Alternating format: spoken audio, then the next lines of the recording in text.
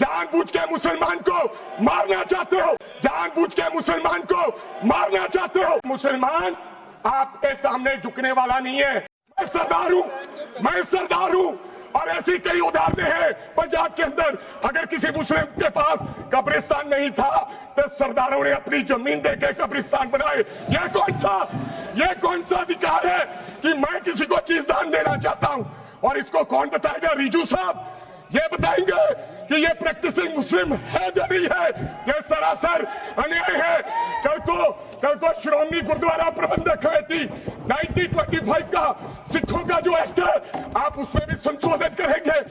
आप जानबूझकर इनको अपनी लात के नीचे से दबाना चाहते हो, इनकी छाती पर चढ़ना चाहते हो, जानबूझ के मुसलमान को मारना चाहते हो, जानबूझ के इस देश में मिनॉरिटीज को खत्म करना चाहते हो। अगर वक्फ बोर्ड नहीं छीनोगे, अगर जमीनें नहीं छीनोगे, तब तक मुसलमान आपके सामने झुकने वाला नहीं है। मैं ज्यादा रेपिटेशन ना करते हुए सीधा बिल का विरोध करने के लिए खड़ा हुआ हूं। मैंने आज देश के गृह मंत्री का अच्छे तरीके से भाषण सुना और उन्होंने बार बार एक ही बार को 2-3 बातों को ज्यादा जोर दिया। एक तो उन्होंने कहा कि विरोधी दल भ्रम फैला रहे हैं, मुसलमानों के बीच डर फैला रहे हैं। ये हमने फैलाया हुआ डर नहीं है।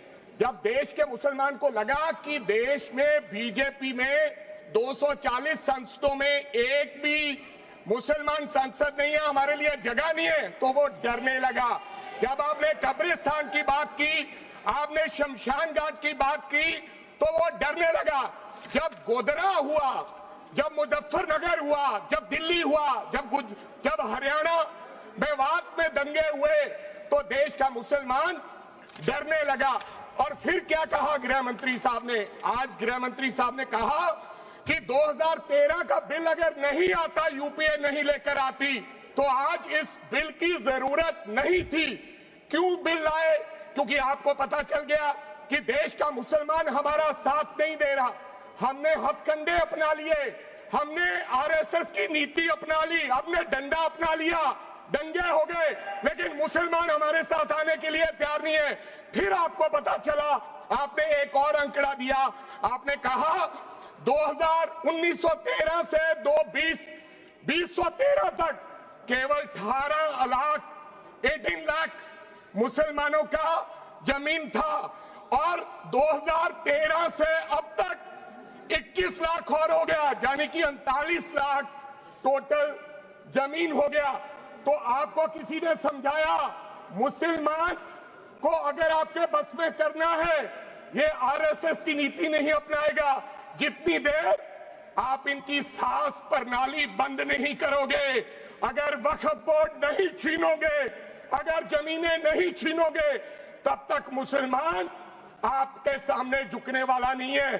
जैसा आपने पंजाब में करने की कोशिश की, किसान झुका नहीं, पंजाब के लोग नहीं झुके, सिख नहीं झुके, तो आपने एमएसपी का झगड़ा आज तक डाला हुआ है कि किसान की सांस प्रणाली बंद कर दो तो पंजाब अपने आप झुक जाएगा। आर्थिक जब झुक जाएगा तो हमारी ईन मान लेगा और हमारे साथ आ जाएगा। आदरणीय सर, आपने बार बार कहा, आज गृह मंत्री साहब ने कहा गवर्नमेंट प्रॉपर्टी पर किसी का अधिकार नहीं है, पंचायत की जमीन कोई दान नहीं दे सकता है। मैं आपको इसके पीछे लोचा क्या है, इसके पीछे छुपा हुआ राज क्या है? 1947 में जब बंटवारा हुआ था, 47 से लेकर 1954 तक सारी प्रॉपर्टी गवर्नमेंट के नाम हो गई थी। उसके बाद 1954 में एक्ट बना, तो वो एक्ट में सर्वे हुआ 1961 टू 1970। सर्वे किसने किया? कलेक्टर ने। अगर पंजाब की, हरियाणा की, हिमाचल की बात करूं तो डिविजनल कमिश्नर अंबाला बैठते थे, उन्होंने सर्वे किया, तहसीलदारों ने सर्वे किया, तो वक्फ बोर्ड को यह जमीन देने का काम किया। अब क्या हो गया? जैसे राहुल गांधी कर्नाटक में भाषण देते हैं, गुजरात में मुकदमा दर्ज होता है, सजा हो गई। गवर्नमेंट की प्रॉपर्टी तो 1947 और 1954 में तो सारी प्रॉपर्टीज गवर्नमेंट की थी। अब एक बंदा खड़ा होगा तो वो कहेगा कि यहां पर ये गवर्नमेंट की प्रॉपर्टी है, डिस्प्यूट होगा तो आप वक्फ बाय यूजर का अधिकार खत्म कर दोगे कि ये तो जमीन गवर्नमेंट की थी, आप उसकी जमीन छीन लोगे। फिर आपने कहा लिमिटेशन एक्ट की बात कर रहे हैं आप, और किसी धार्मिक स्थानों पर तो लिमिटेशन एक्ट लागू नहीं होता, इनके ऊपर क्यों? आप जानबूझकर इनको अपनी लात के नीचे से दबाना चाहते हो, इनकी छाती पर चढ़ना चाहते हो, जानबूझ के मुसलमान को मारना चाहते हो, जानबूझ के इस देश में मिनॉरिटीज को खत्म करना चाहते हो। इसको एक्सपांड कर देना, जानबूझ के मारना चाहते हैं मुसलमान को, it should be expand, deleted from the record. और लास्ट आपने कहा प्रैक्टिसिंग मुस्लिम, एक आपने और कंडीशन लगा दी लास्ट कि 5 साल प्रैक्टिस मुस्लिम होना चाहिए, वो दान दे सकता है।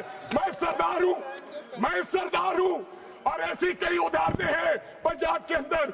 अगर किसी मुस्लिम के पास कब्रिस्तान नहीं था तो सरदारों ने अपनी जमीन देके कब्रिस्तान बनाए। ये कौन सा अधिकार है कि मैं किसी को चीज दान देना चाहता हूं? और इसको कौन बताएगा? रिजू साहब ये बताएंगे कि ये प्रैक्टिसिंग मुस्लिम है या नहीं है? ये सरासर अन्याय है। कल को श्रोमणी गुरुद्वारा प्रबंधक कमेटी 1925 का सिखों का जो एक्ट है, आप उसमें भी संशोधन करेंगे। आपको लगता है पहले मुस्लिम मारेंगे, फिर सिख मारेंगे, फिर क्रिश्चियन मारेंगे? ये आपकी सोच है और मैं बिल का विरोध करता हूं।